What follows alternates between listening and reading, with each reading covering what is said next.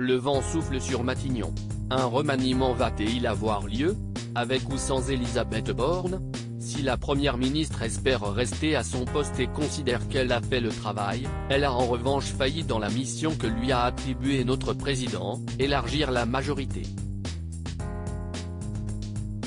Et alors que les suspicions fleurissent, le député Renaissance Marc Ferracci confie à la AFP que la première ministre devrait garder son poste.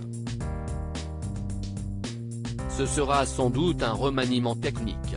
Je pense que le maintien de la première ministre va se concrétiser.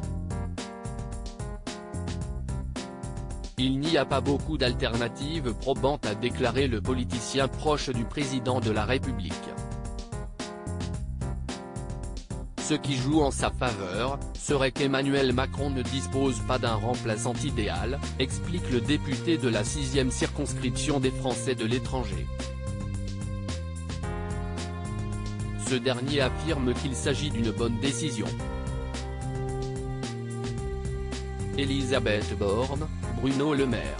Découvrez les ministres à leur début. Un remaniement à la fin des 100 jours, si est-il le début d'une semaine et la fin d'une séquence politique. Le 17 avril dernier, Emmanuel Macron tentait de donner un nouveau souffle à son quinquennat juste après la promulgation de la réforme des retraites. Nous avons devant nous 100 jours d'apaisement, d'unité, d'ambition et d'action au service de la France, déclarait-il.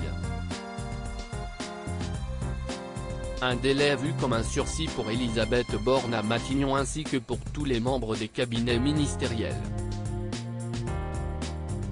Le vendredi 14 juillet sonnera la fin symbolique des 100 jours fixés par Emmanuel Macron.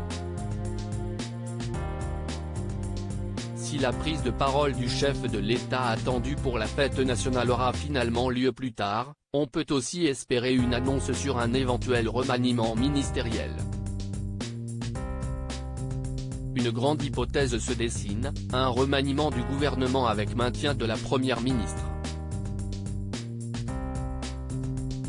Crédit photo, Stéphane Le Mouton.